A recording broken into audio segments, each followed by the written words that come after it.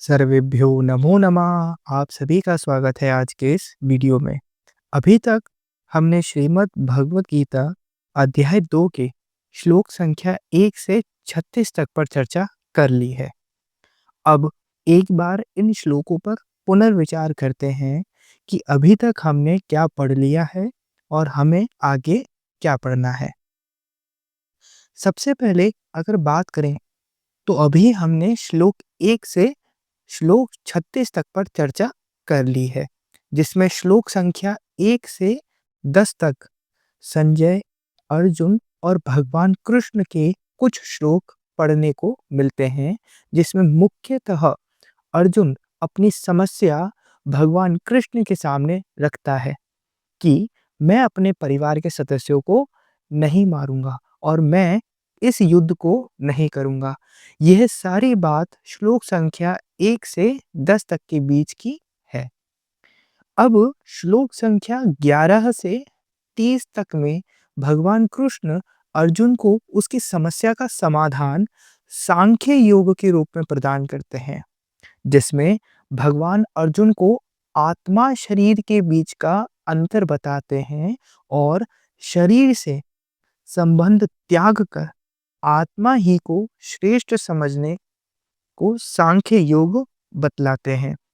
इस बात को बतलाते हैं कि जिससे अर्जुन की वह समस्या भी दूर हो जाए, जिसमें अर्जुन को मोक्ष प्राप्त ना होने का डर था।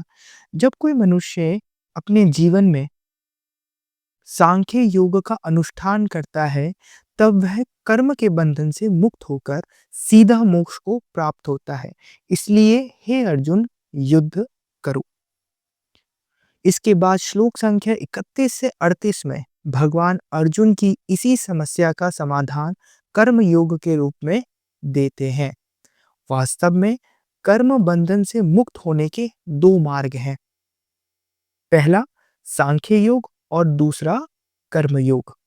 भगवान ने श्लोक संख्या 11 से 30 में सांख्य योग का वर्णन कर दिया और अब भगवान श्लोक 31 से 38 में कर्म योग का वर्णन करते हुए अर्जुन को समझाते हैं कि कर्तव्य अकर्तव्य के बीच अंतर समझकर अकर्तव्य का त्याग कर कर्तव्य का पालन करना ही कर्मयोग कहलाता है।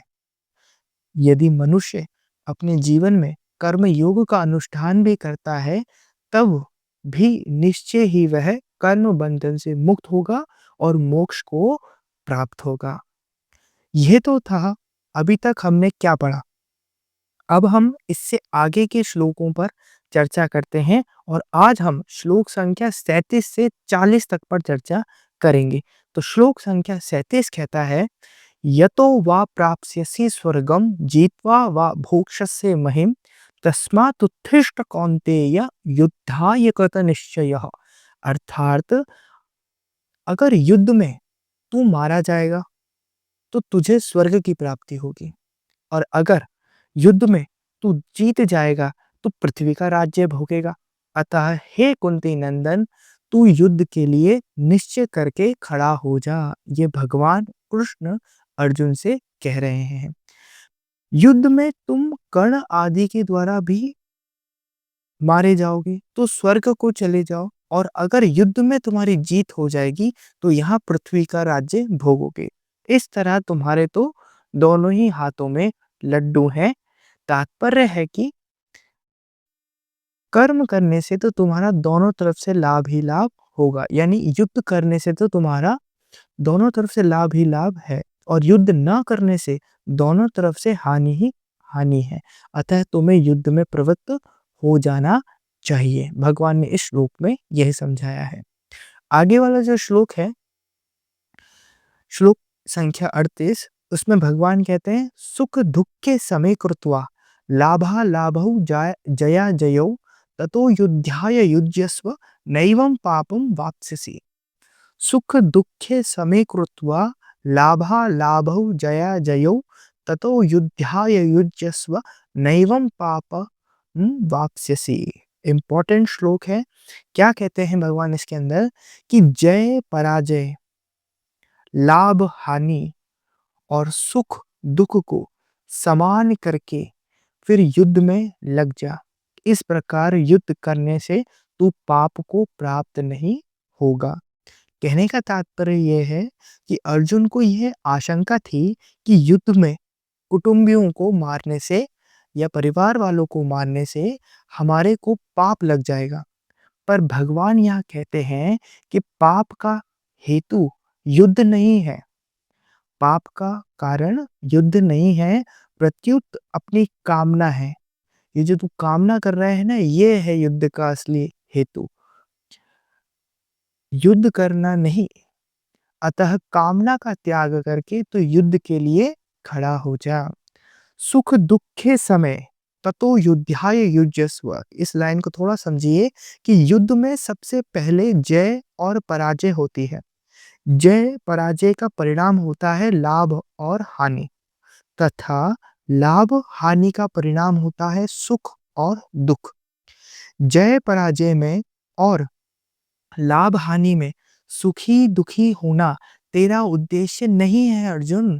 तेरा उद्देश्य तो इन तीनों में सम होकर, समान भाव होकर अपने कर्तव्य का पालन करना है। युद्ध में जय पराजय, लाभ हानि और सुख दुख तो होंगे ही। अतः तू पहले से ये विचार कर ले कि मुझे तो केवल अपने कर्तव्य का पालन करना है। मुझे तो केवल अपने कर्तव्य का पालन करना है, जय पराजय आदि से कुछ भी मतलब नहीं रखना है। फिर युद्ध करने से पाप नहीं लगेगा, अर्थात संसार का बंधन नहीं होगा। सकाम और निष्काम दोनों ही भावों से अपने कर्तव्य कर्म का पालन करना आवश्यक है। जिसका सकाम भाव है उसको तो कर्तव्य कर्म के करने में आलस्य प्रमाद बिल्कुल नहीं करने चाहिए, प्रत्युत तत्परता से अपने कर्तव्य का पालन करना चाहिए। जिसका निष्काम भाव है, जो अपना कल्याण चाहता है, उसको भी तत्परता पूर्वक अपने कर्तव्य का पालन करना चाहिए।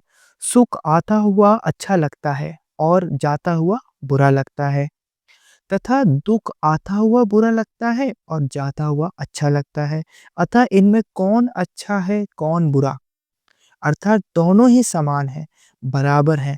इस प्रकार सुख दुख में समबुद्धि रखते हुए अपने कर्तव्य का पालन करना चाहिए। तेरी किसी भी कर्म में सुख के लोभ से प्रवृत्ति ना हो और दुख के भय से यानी डर से निवृत्ति ना हो।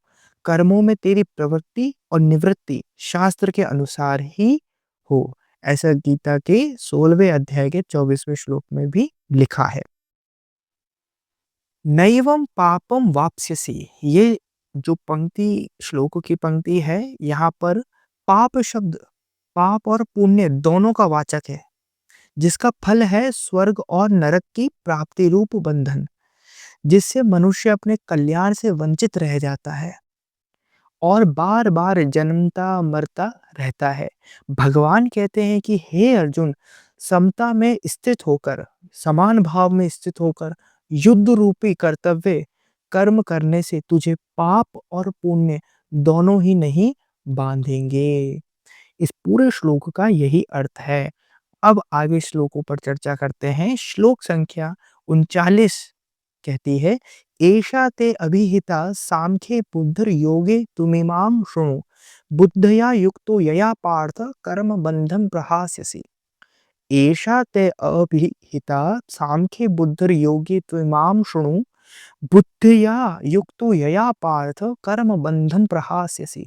अर्थात हे पार्थ, यह समबुद्धि तेरे लिए पहले सांख्य योग में कही गई, अब तू इसको कर्म योग के विषय में सुन। जिस समबुद्धि से युक्त हुआ तू कर्म बंधन का त्याग कर देगा। भगवान इस श्लोक में ये समझा रहे हैं कि मैं पहले तुझे सांख्य योग को समझा चुका हूँ और सांख्य योग के द्वारा किस प्रकार से समबुद्धि, समबुद्धि का मतलब होता है समान बुद्धि को प्राप्त होना। सांख्य योग से मैंने तुझे ये बता दिया। अब तू आराम से सुन, कर्म योग के माध्यम से किस प्रकार से तू समबुद्धि को प्राप्त कर सकता है। तो 40वां जो श्लोक है, वो कुछ इस प्रकार से है कि नेहाभिक्रमनाशोऽस्ति प्रत्यवायो न विद्यते स्वल्पमप्यस्य धर्मस्य त्रायते महतो भयात्। नेहाभिक्रमनाशोऽस्ति प्रत्यवायो न विद्यते स्वल्पमप्यस्य धर्मस्य त्रायते महतो भयात्। अर्थात मनुष्य लोक में इस समबुद्धि रूप धर्म के आरंभ का नाश नहीं होता, इसके अनुष्ठान का उल्टा फल भी नहीं होता और इसका थोड़ा-सा भी अनुष्ठान जन्म-मरण रूप महान भय से रक्षा कर लेता है। अतः हे अर्जुन, मैंने तुम्हें मोक्ष प्राप्त करने के या समान बुद्धि प्राप्त करने के 2 तरीके बताए हैं, सांख्य योग और कर्म योग। सांख्य योग को मैंने बहुत अच्छी तरीके से बता दिया है और अब मैं तुम्हें क्या बता रहा हूँ, कर्म योग बता रहा हूँ। इनको शुरुआत करने से ही तुम जन्म और मरण रूपी जो महान डर लगता है, उससे तुम मुक्त हो सकते हो। अब भगवान विस्तार से कर्म योग पर चर्चा करेंगे आगे वाले श्लोकों पर। आज के लिए इतना ही। धन्यवाद।